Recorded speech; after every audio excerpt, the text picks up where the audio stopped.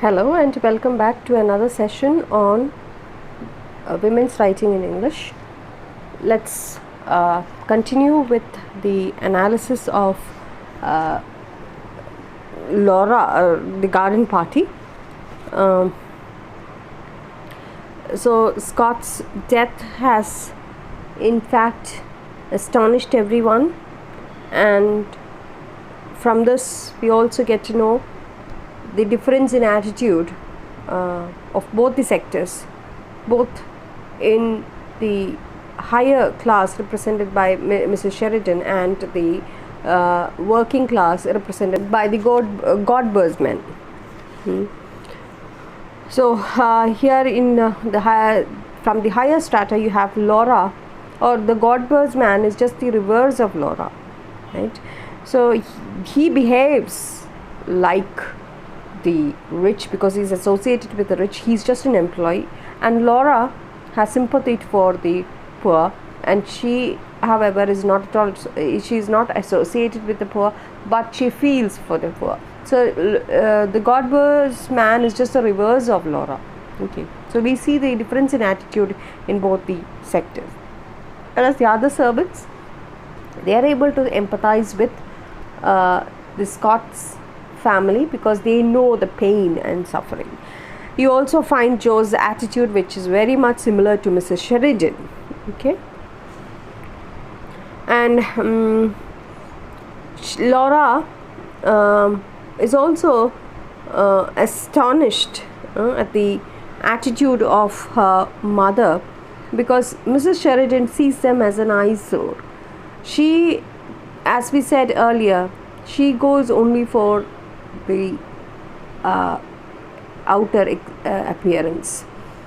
It's all about the high class society, and the working class are seen as pathetic beings, lowly beings who doesn't even have the right to exist in this world. So she looks at them in that way.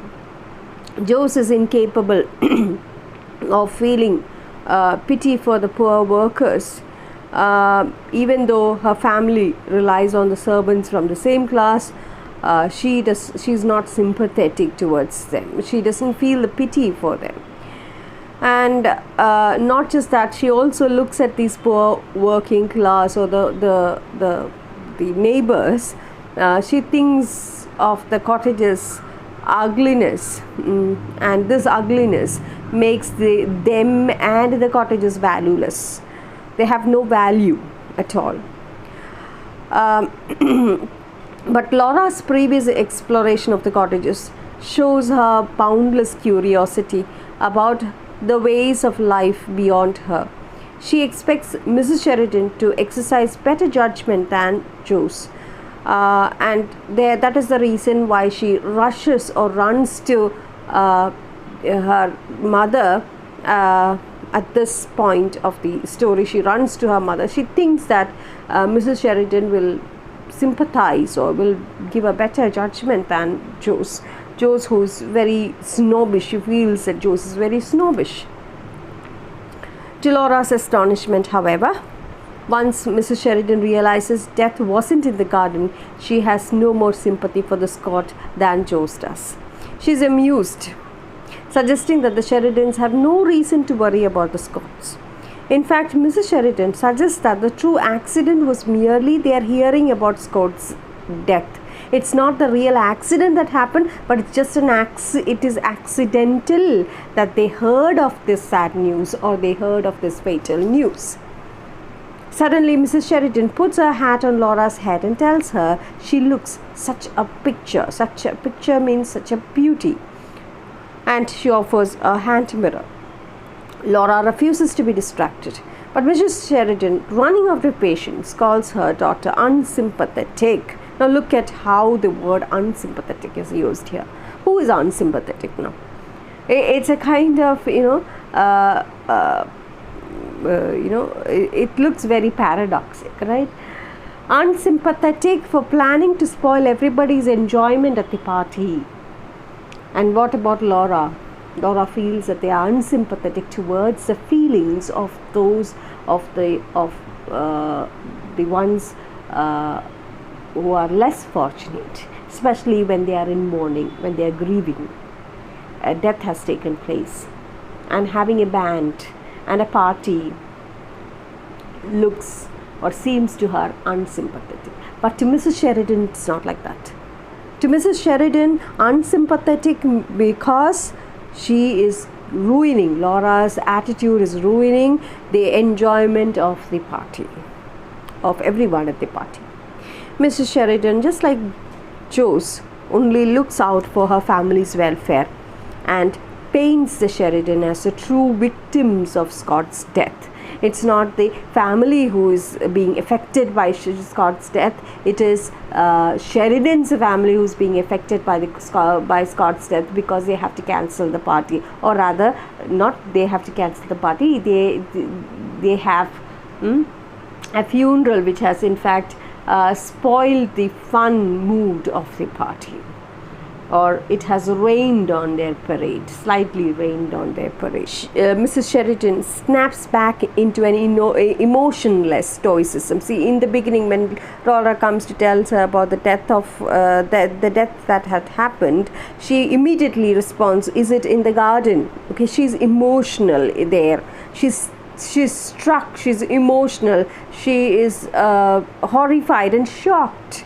But the moment she hears that it's not in the garden, an emotionless stoicism comes back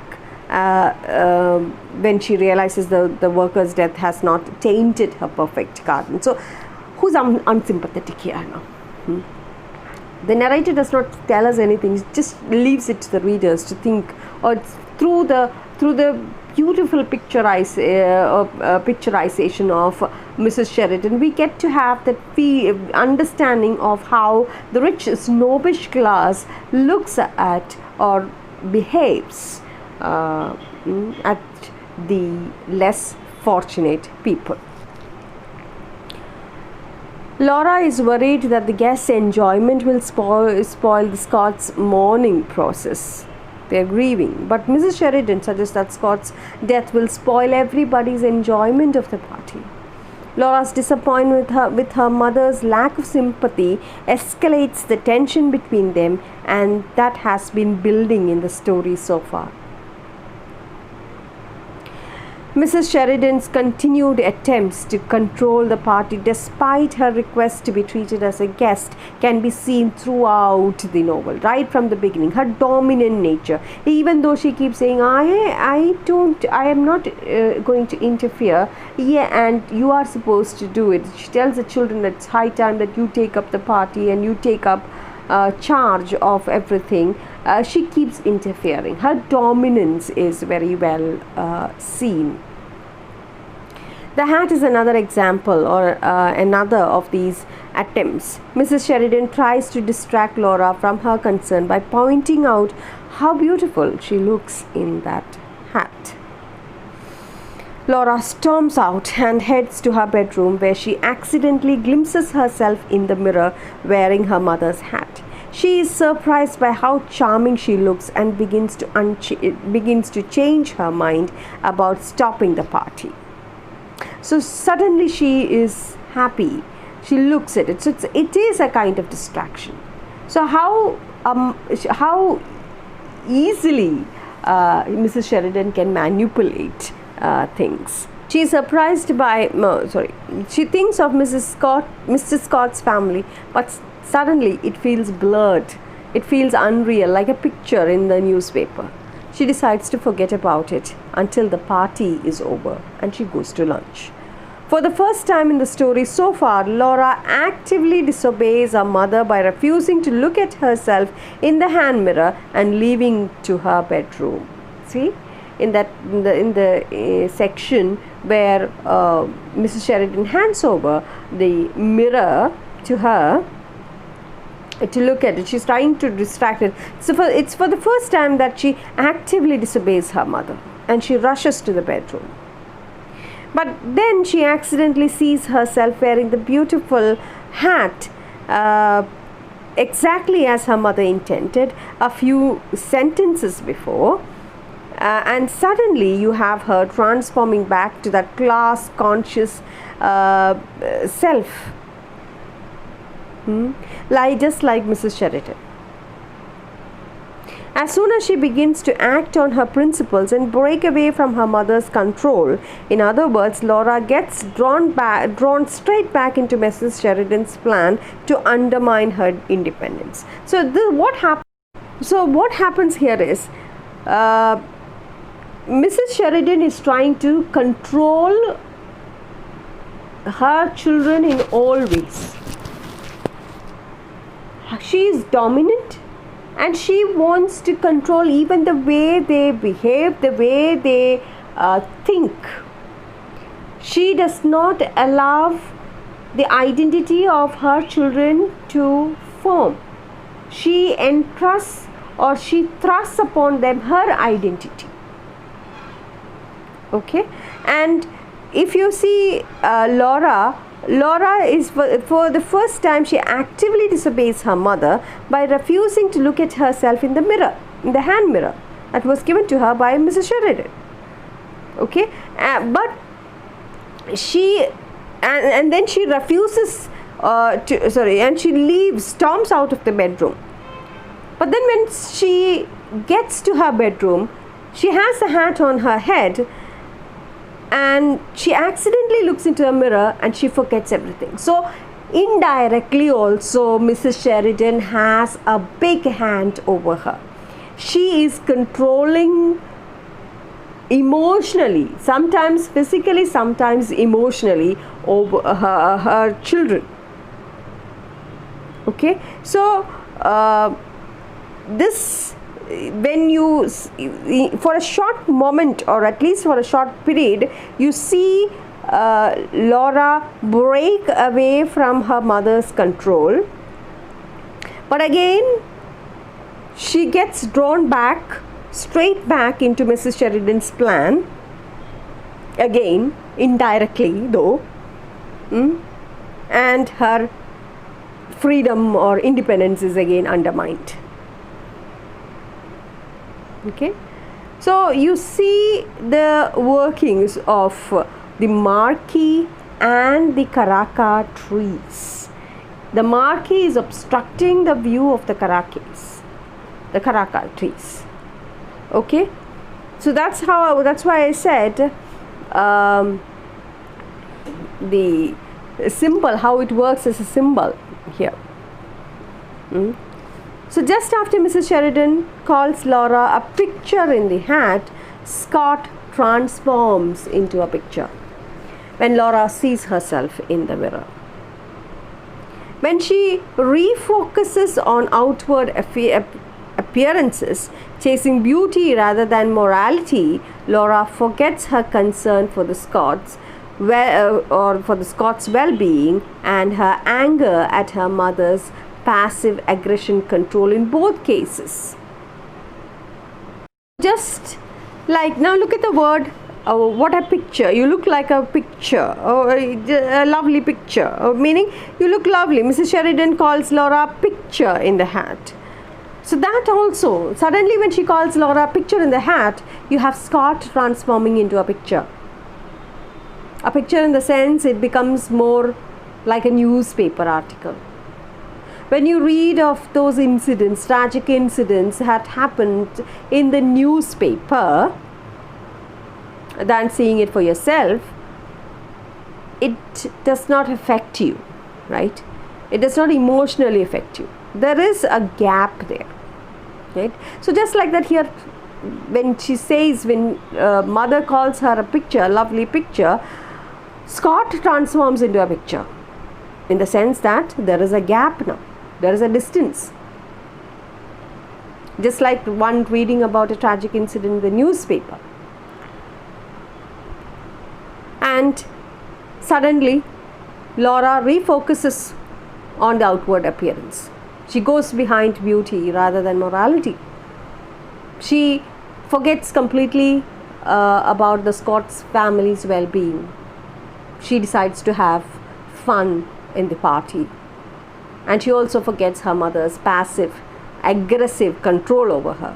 sometimes she wants to break free. She wants to have her own identity revealed, or she wants to have her identity expressed. She doesn't want her mother's control. She tries to break free from it, but certain times she falls back for it. She falls, back into it. And here, suddenly when she looks at herself in the mirror, she looks very beautiful.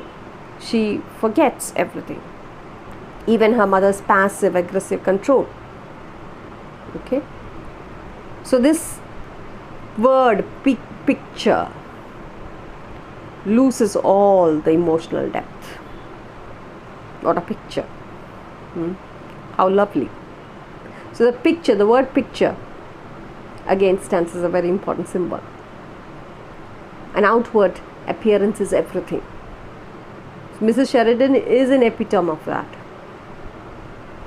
And this, when she understands that she looks really pretty in the new hat again a symbol for extravagance, luxury, she forgets, or she loses all her emotional depth. Okay, soon they have lunch. The band sets up in the corner of the tennis court, and Kitty Maitland remarks that they look like frogs in their green outfit, the band, and she humorously says that they should have been centered around in the pond, and the conductor, the musician, standing in the middle. Laurie returns from the office and heads inside to get dressed. Laura suddenly remembers Scott and heads inside to ask his opinion, but decides not to mention it when he compliments her on her hat. So Catherine Mansfield uses Kitty Maitland and Laurie's exaggerated personalities to satirize the presumptuousness of the Sheridans and their social class. Laura remains in the line with her family's superficiality, but she does briefly remember the car driver's death when she sees Laurie in work clothes, which suggests that the same powerful beauty that Mrs. Sheridan used to coax her daughter into agreement can also give Laura a way out of her family's mindset. However, Laura decides not to mention Scott when Laurie compliments her hat, which represents her family's value triumphing over her consciousness yet again. So Kitty, Laura's friend, and Laurie, both their exaggerated personalities, is used to satirize the presumptuousness of the Sheridans and their social lot. Okay. And here you will also find that outer beauty is very important. Okay, outer beauty decides, or outer beauty stands for exaggeration. Outer beauty stands for extravagance, not exaggeration, extravagance and luxury. The party begins, guests arrive, stroll around the garden, and they compliment Laura, who glows with joy and helps greet the attendees. She asks her father if the band can take drinks or can get drinks. Suddenly the party is over and Laura and Mrs. Sheridan bid the guests goodbye. Mrs. Sheridan declares that the party was successful, but complains that she's exhausted because her children insist on giving parties. See the way she says.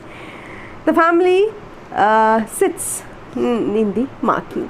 So Catherine Mansfield beautifully describes Sheridan's party flashes.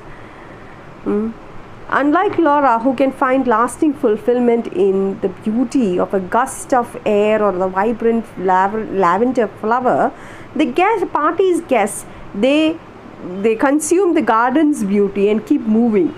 You see some of them bowing down to smell flowers, beautiful flowers. Mrs. Sheridan, despite earlier telling that she would only like to play the role of guest and nothing else, she takes full control over the party, and even brings Laura with her.